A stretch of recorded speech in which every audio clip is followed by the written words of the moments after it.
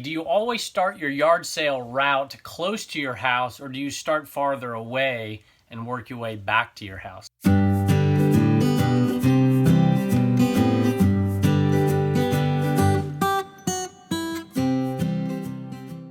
have a question from Thrifty Shopper, and this was in regards to one of the videos where I bought a couple of big lawn chairs. And she says, my problem is always with shipping. I know the lawn chairs are light, but the size, how do you list them to ship? So it's actually not that hard. Now, I've done a lot, so I kind of already have an idea of what the dimensions are going to be. The weight's easy. You just, you weigh the thing and you add a couple pounds for a box and whatever packaging you're going to use, and you've got the weight. You need to do it, I'm getting a little ahead of myself here, you need to always do these as calculated shipping. So calculated shipping, because there's going to be a huge discrepancy where you're shipping as far as the costs go. So do calculated shipping.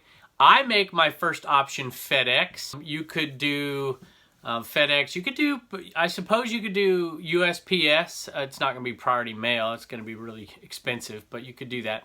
I make FedEx my first option for shipping. 95% of the time I'm going to ship FedEx.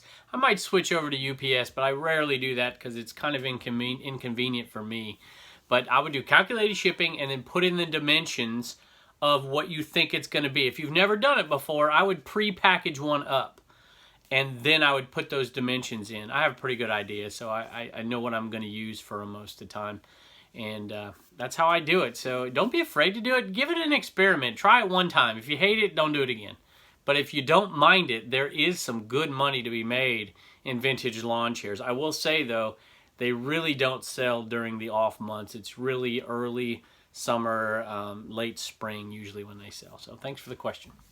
Have a question from the Dapper Tiger. So Dapper Tiger, hey, by the way, before I answer your question here, you have a great channel, so y'all go sub to Dapper Tiger. All right, awesome flip, Kevin. Question, I think he was referring to a sewing machine flip we had, $1 to $100 in a day.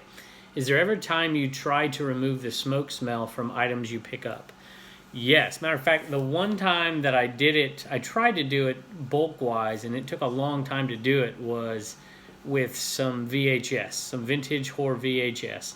And it's not easy, but it works fairly well. What I did is I took a dryer sheet and I wrapped it around each and every VHS, and I put a rubber band around it. And I set it out covered underneath the front porch. And it sat out there for days. And then I switched the dryer sheets and let them sit out there for days longer. And it worked pretty darn good, I gotta tell you. But that's a lot of work. I just did that because some of those VHS were worth over $100. And I still put it in the listing that they were from a smoky home. So anyways, hope that helps. Question from Kevin and Anna. Do you test the AV cables when you test VCRs?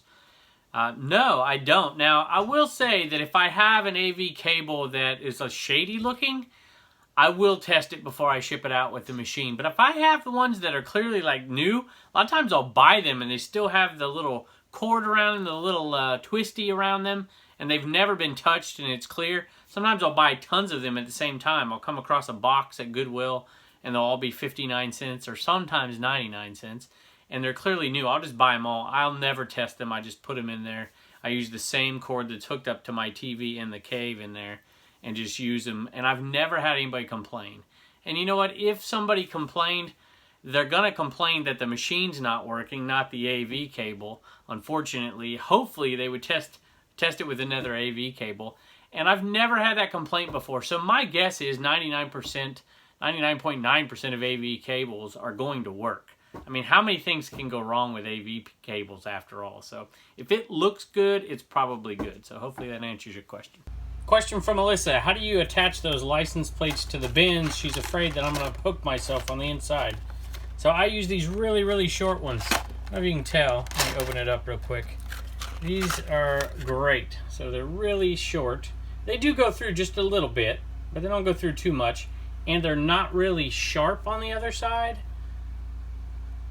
If you see that, they're not really sharp, and they kind of self-drill the hole. So that's what I use. It works fine. Never had anything get ripped or anything like that because it's kind of dull. Thank you. Here's a question from Pickin' Ain't Easy. Do you always start your yard sale route close to your house, or do you start farther away and work your way back to your house? So I always start I shouldn't say always. I often start farther away from my house and work my way back. But occasionally I'll start close to my house. It really matters time. What is the earliest yard sale that's worth going to? When does that start? That's usually what I do. And if I'm lucky enough to get a 6 a.m. start time, which is rare around here anyways, I will go there and I'll be there 15 minutes early and watch them put stuff out. And if I'm the only one there, I usually won't say, hey, can I take a look? If there's some other people that have pulled up and they look like they're fairly well set up, then I might ask if it's okay for me to look. But I try to get there 15 minutes before the earliest start time, and then I wait a few minutes and then I start to look. So that's what I typically do, and so that could take me a long way away, or it could make me start here, because I live kind of out in the middle of nowhere, and I like to hit those sales on the outskirts first, unless there's something that's just unbelievable in a couple different spots. So I've said this before, I don't map out my whole yard sale day. I pick 2 or 3 that I want to hit early, and then I have in my mind what I want to do next, but my plans don't always work out, so I just pick the first 2 or 3 and then go from there. So that's what I typically do. I'm also fortunate enough to have some really nice resellers around here, and they'll send me text messages, and I'll try to do the same back. And they'll say, hey, I was over here already. Maybe you should look behind me, or maybe you should go check this one out instead. And so we kind of communicate while we're out there on Saturdays. So anyway, that's a great question, actually, and thanks for asking it. We appreciate it. Question from JR. Have you ever had an item returned as undeliverable? Recently, I've had that happen a few times. How do you deal with it? Sometimes a month after. All right. I have, and occasionally it's my fault. Matter of fact, I sent something to Dapper Tiger the other day that we did a private deal on, and I sent it to him, and he's like, hey, where is this thing? And I looked it up, and it was coming back to me, and it was undeliverable, and it was my fault. I forgot to add something. I did it on Pirate Ship. It's not like on eBay where it's just automatic. So occasionally it's my fault, and then I'll fix it, and I'll pay for it, and I'll send it back, which is what I did. On eBay, it rarely happens. So when it would happen, a lot of times it's when the person themselves has not changed an address, and it's an old address, or a lot of times the address is wrong, but there's an error report. So I have had this happen. It hasn't happened to me in a long time. What I'll do is I'll message the buyer. I'll message the person who bought it, and I'll tell them, hey, this is what's happened. And they usually don't get back to me. And so once I've messaged them and said, hey, this got returned back to me, and I'll be happy to ship it to you again. If I had to pay the cost the first time, then you're going to have to pay the cost the second time, but I'll be happy to do it. A lot of times they never answer. So this sounds awful, but people, they'll buy things and things will happen. They'll have to move. They'll do, who knows? They could have died. I mean, who knows? Now, I doubt that's the case because it would probably still be delivered.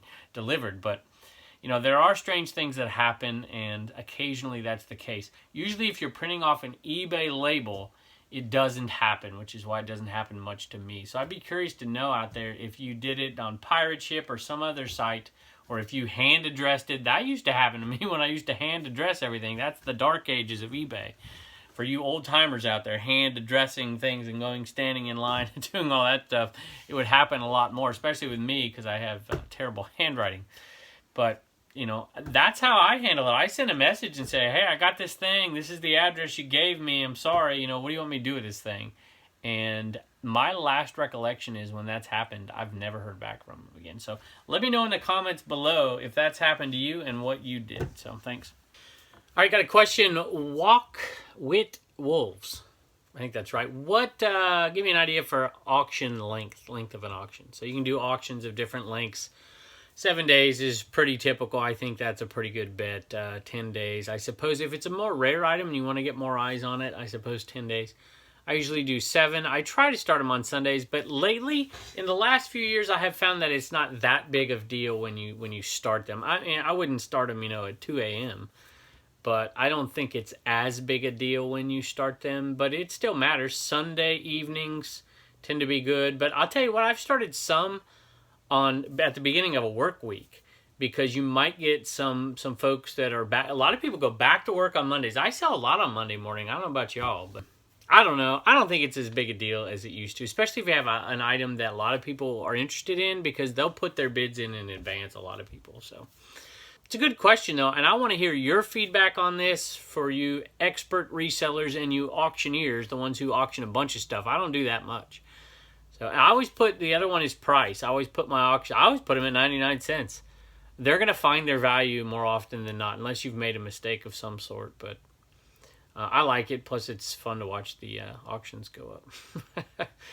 But I want to know from you who do auctions all the time. Give us the best policies in the comments below. A lot of people run auctions on all kinds of stuff, and I don't.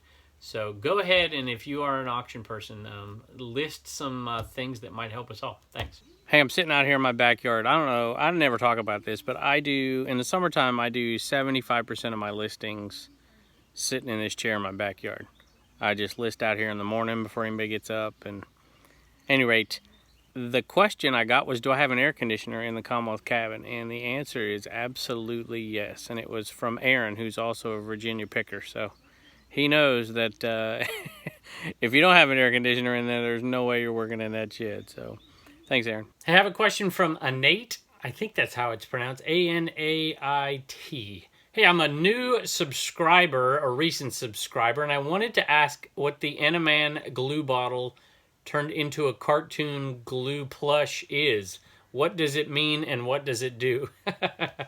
It does look like a glue bottle, doesn't it? Here you go. Looks like a glue bottle right there. What do you think? So my reply was, and I don't know if you're listening right now, is to look up enema. And then imagine what an enema would be if it was a superhero plush. And that's why we say it gets things moving. So, at any rate, hopefully it gets things moving. Hopefully you figure out what it is, and you'll buy one, and it'll get something moving out of your store. So, we're running out, by the way. We're under 300, which is absolutely amazing to me. So, with my 2.5 buys, I bought those at 3 different occasions in the last, I guess it's a year now, right about a year ago. I have bought 1,759 of them, and we are down to 300 plus some misfits. So thanks for the question. It's a couple-part question from this, and it's from Alan. And I'm going to answer the first part right now, and I might answer the second part later. The question is, do you ship direct to Canada? And do you use Global Shipping Program, GSP? So the answer is both. So if the item... This isn't a hard and fast rule, to be honest with you. I put global shipping on every single item. Just as a rule, it's on every single item I sell. Occasionally on items that are really light. Definitely have to be under 4 pounds. But a lot of times I don't even mess with that, to be honest with you. I just deal with things that are a pound, maybe 2, but definitely under a pound. And I think if they have an international appeal whatsoever, not just Canada, but if they have an international appeal, Americana type stuff, collectors type stuff. A lot of stuff goes to Japan, believe it or not. I've sold a lot of stuff to Japan, vintage polo stuff, Levi's. So I will put, of course, a lot of that's over 2 pounds, but you get the point. I will put a international flat rate using pirate ship on them. I have a little chart over here to give you an example. Canada, I do international, and sometimes I'll put Canada and then I'll put the other places, but I have to go into my computer to do that. So that's why I usually only do it with items under a pound, because I can kind of split the difference between international and Canada and put in like a mediocre little rate. But sometimes I'll just put in Canada and I'll put in an international flat rate, and I'll use Pirate Ship's little chart, and I'll just use that. And if you don't do Pirate Ship, I'd suggest going over there and learning that. I don't sell a ton, but I would say maybe 5% of my sales are international. And that's a big deal to me. I know I sell a lot of, like the coffee mugs. We sold maybe 15 coffee mugs to either Canada or to Great Britain or to Australia. A few at Belgium, I think. We sent one to the Netherlands. I mean, so there's a few places over there that we've sent a lot of stuff to. The stickers, I've sent stickers all over the place. And you'll notice on the CommonwealthPicker.com that we'll have a Canada rate. I don't know what you can see on the site, but there's a Canada rate, and then there's an international rate as well. So I would encourage you, if you don't already, go to Pirate Ship and look at the international flat rate. You know, Lonnie's the one who kind of brought that to a lot of resellers. Some folks were doing it in advance, but he brought it to me, and the moment he said it, boy, I've been doing it ever since. So give it a shot, but definitely, if you're not doing global shipping program, at least do that. What could it hurt? What could it hurt? So anyway, hopefully that answers your question. Hey, question from Steven. Question for your Q&A videos on Fridays. When you buy something to sell in your eBay store, but Blue Ridge Mama wants it, does she get first dibs on everything that you list? A lot of stuff I list without showing her, but if it's something that she might like, I'll show it to her. I'll give it to her. She can have it. I mean, I don't pay much for anything, so if there's anything she wants, she gets it. But let me tell you, she's pretty frugal, and she's not a hoarder by any stretch. So if she knows she can sell it and get more money than she would have paid for it to begin with, if she wouldn't pay as much as she could sell it for, she'd rather sell it. So there you go. Good question. Now, Turner, on the other hand, he sees all kinds of stuff that he wants before I sell it. Reagan every once in a while.